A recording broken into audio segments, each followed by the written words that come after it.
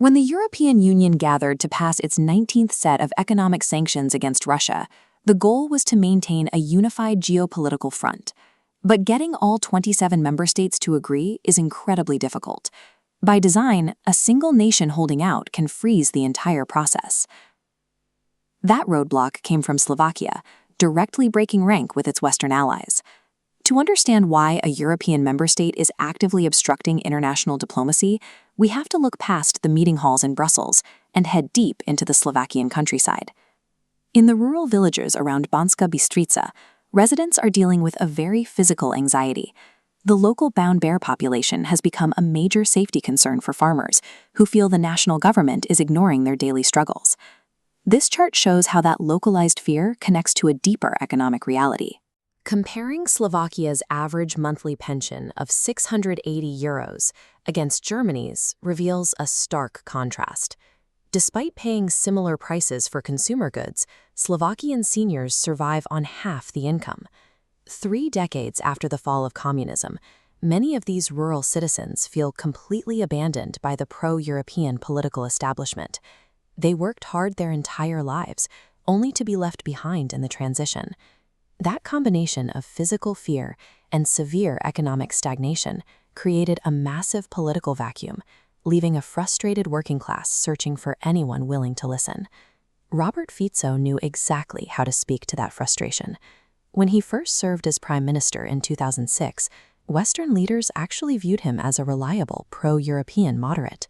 His tenure collapsed in 2018, following the murder of investigative journalist Jan Kuciak and his fiancée. Kuciak had uncovered direct links between organized crime and the highest levels of Fico's government. The public response was immediate. Tens of thousands of citizens took to the streets, applying enough pressure to force Fico to resign in disgrace. Yet, by 2023, he was back at the microphones as prime minister.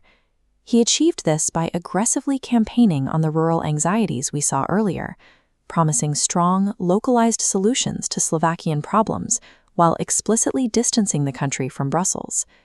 By ignoring the very real economic struggles in the countryside, the political establishment provided a disgraced politician the perfect opportunity to rebrand himself as the sole defender of the working class. Once back in power, Fico aggressively targeted the legal architecture that had previously exposed his administration. First, he completely shut down the Special Prosecutor's Office. Next, he dissolved the National Crime Agency. Finally, he pushed through amendments to the criminal code, reducing statutes of limitation and forcing courts to drop investigations into his allies. In less than a year, Fico systematically dismantled the state's anti-corruption guardrails, securing a baseline of absolute legal impunity for his regime. The rapid erosion of these institutions severely polarized the country. Young professionals are leaving Slovakia in high numbers, while outspoken critics, like Viktor Baranek, a legendary manager of an isolated Tatra mountain lodge, have faced threats and the politically motivated loss of their livelihoods. The political climate became so hostile that in May 2024, an assailant shot Fico multiple times in a near-fatal assassination attempt. Fico survived and immediately cited the attack to validate his claims of a massive conspiracy.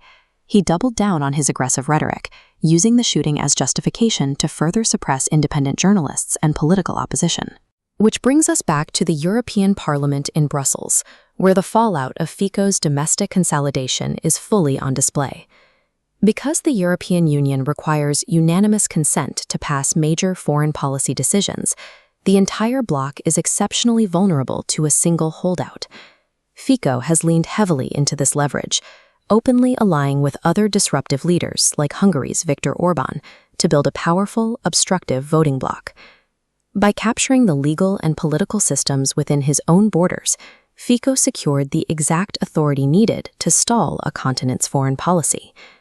Western democracies spend a lot of time focusing on external military aggression from nations like Russia.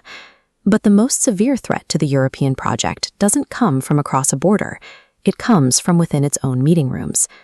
When a nation's working-class grievances are ignored, the resulting political vacuum invites democratic capture. And once local populism secures total control of a state, it immediately becomes a global crisis.